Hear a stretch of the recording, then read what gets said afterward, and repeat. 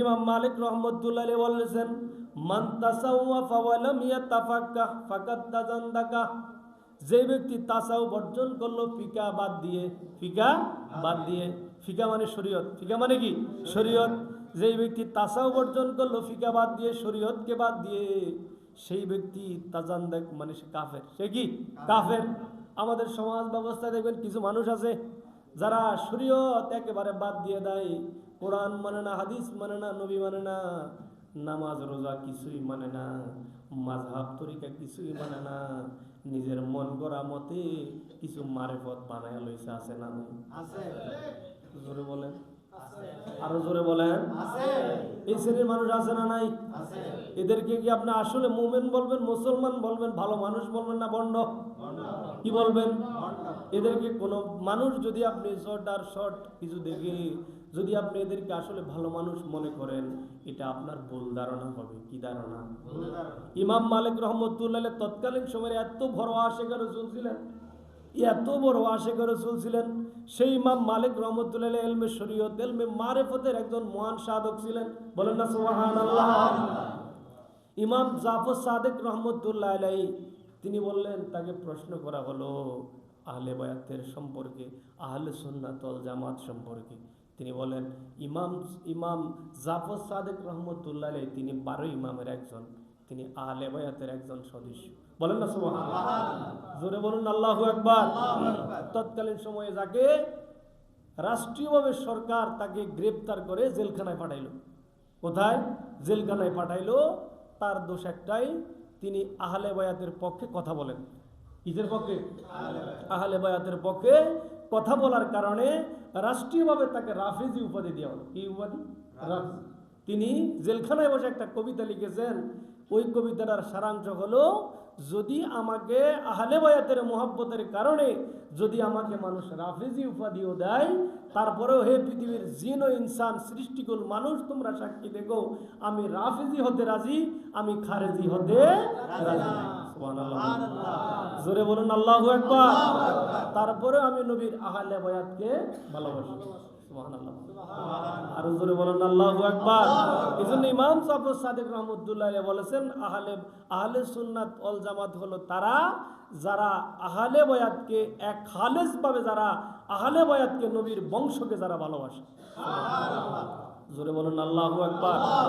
এই জন্য দেখবেন এটাই পার্থক্য আমাদের আর মুসলমানের মধ্যে, সাধারণ মানুষের মধ্যে আর মুমিন বান্দার মধ্যে একটাই পার্থক্য, আমরা আহলে সুন্নাত ওয়াল জামাত যারা দাবি করি, আমরা কি আহলে বায়াতকে মানি না মানি না? মানি। জোরে বলুন না, মানি না মানি না? মানি। ভালোবাসি না বাসি না? অনুসরণ করি না করি না? তাদের মুহাব্বতের দাবিদার রাখি না রাখি না? কিছু মানুষ আছে দেখবেন নামাজও পড়ে, রোজাও রাখে, হজও করে, তাসবিহ তাহলিল যত প্রকারের যা আছে, ইমাম জাফর সাদিক রহমতুল্লাহ আলাইহির দলিল দ্বারা স্পষ্ট প্রমাণ হয়। তিনি তাজকিরাতুল আউলিয়া ফরিদুদ্দিন আত্তার রহমতুল্লাহ আলাইহি তার কিতাবের মধ্যে তিনি লিখেছেন যে, যদি আহলে সুন্নাত ওয়াল জামাত হলো একমাত্র মুক্তির একমাত্র পথ। এজন্য ইমাম শাফি রহমতুল্লাহ আলাইহি তিনি একজন আহলে সুন্নাত ওয়াল জামাতের আকীদার একজন ইমাম ছিলেন। সুবহানাল্লাহ। জোরে বলুন আল্লাহু আকবার। এজন্য ইমাম শাফি রহমতুল্লাহ আলাইহি বলেছেন, আমিও একজন আহলে সুন্নাত ওয়াল জামাতের অনুসারী, আমিও আহলে বায়াতকে ভালোবাসি। সুবহানাল্লাহ। জোরে বলুন আল্লাহু আকবার। তাহলে নামাজ রোজা হজ যাকাত তাসবিহ তাহলিল যেমন ফরজ, আহলে বায়াতের ভালোবাসাটাও তেমন ফরজ। এটা জানার দরকার আছে না নাই? মানার দরকার আছে না নাই? প্রিয় উপস্থিতি মুহতারাম, ইমাম মালিক রহমতুল্লাহ আলাইহি তিনি কত সুন্দর করে বলেছেন, যে ব্যক্তি তাসাউফ অর্জন করলো কিন্তু শরীয়তকে বাদ দিয়া, এই জন্য ইমাম আল্লামা রুমি রহমতুল্লাহ আলাইহি বলেছেন, এলমে বাতেন হামসু মস্কো, এলমে জহের হামসু শির, কাইবু আদবে শিরে মস্কো, কাইবু আদবে শির ও শির। বলেন সুবহানাল্লাহ। আল্লামা রুমি রহমতুল্লাহ আলাইহি শের আকারে কত সুন্দর করে রুমি রহমতুল্লাহ আলাইহি শের পড়তে, মসনবী রুমি পড়তে এত মজা লাগে। এই জন্য কোরআনের মূল রহস্য, কোরআনের রূহ হইল মসনবী শরীফ। সুবহানাল্লাহ। জোরে বলুন আল্লাহু আকবার।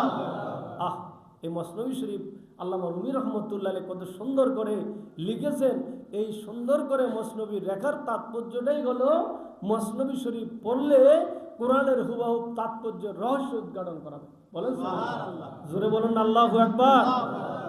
সুপ্রিয় উপস্থিতি মুহতারাম, ইমাম মালিক রহমতুল্লাহ বলেছেন যে শুধু তাসাউফ অর্জন করলো শরীয়তকে বাদ দিয়ে সে কি কাফের, সে কি কাফের। ইমাম মালিক রহমতুল্লাহ বলেন ওয়ামান তাফাক্কা ওয়ালাম ইয়াতাসাওয়াফ ফাকাত তাফাসসাকা।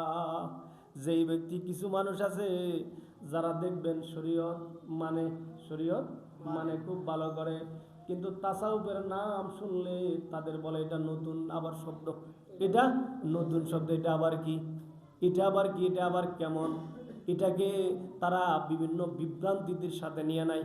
কয় তাসাউফ মানে মাজার পূজা, নাউজুবিল্লাহ, জোরে বলো না নাউজুবিল্লাহ বলেন। কয় তাসাউফ মানে মাথায় জট বেঁধে রাখা, নাউজুবিল্লাহ বলেন না, আরো জোরে বলেন নাউজুবিল্লাহ। তাসাউফ মানে উলঙ্গ হয়ে এভাবে সেভাবে কত মানুষ এলোমেলো থাকে রাস্তায়, এটার নাম নাকি তাসাউফ, নাউজুবিল্লাহ বলেন। আছে না নাই কিছু মানুষ এমন কথা বলে না। ইমাম মালিক রহমতুল্লাহ বলেছেন ওমান তাফাক্কাহা, শরীয়ত অর্জন করলো, শরীয়তে নামাজ পড়লো, রোজা রাখলো, হজ করলো, দান সদকা করলো, যা কিছু আছে সব করলো, কোরআন পড়লো, যা কিছু আছে সব করলো, কিন্তু আলাম ইয়া তাসাউফ, কিন্তু তাসাউফ মানে না। কি মানে না? তাসাউফ মানে না। ইমাম মালিক রহমতুল্লাহ বলেন ফাকাত তাফাসসাকা, ওই ব্যক্তি হলো একটা আস্তা ফাসিক। কি জোরে বলুন না, কি ফাসিক। ফাসিক বলে কাকে? ফাসিক বলে যে প্রকাশ্যে পাপ করে, প্রকাশ্যে কি করে? পাপ করে, জেনা ব্যভিচার করে, তাকে বলে কি? ফাসিক। বলেন না, তাকে বলে কি? ফাসিক।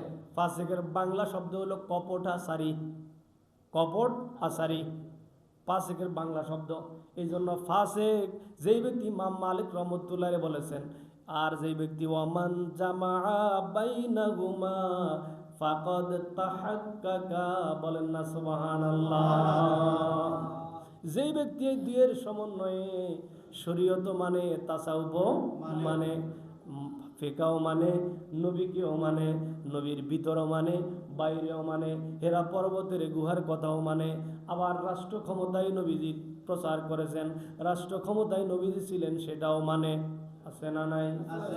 আবার একদল আছে নিজের স্বার্থের গুলা মানে, নিজের স্বার্থের বাইরে হলে আর সেটা মানে, বলেন না, আছে না নাই? আপনারা দেখেন না এমন মানুষ আছে না নাই? জোরে বলুন না, আছে না নাই? আল্লাহর নবী বলেন ওয়ামান জামা বাইনাহুমা, যারা দুইটাকে একত্রিত করে চলবে, ফাকাত তাহাক্কাকা, ওইরাই হলো নবীর সত্যিকার আদর্শের মোমেন হক। বলেন না সুবহানাল্লাহ। জোরে বলেন আল্লাহু আকবার। তাহলে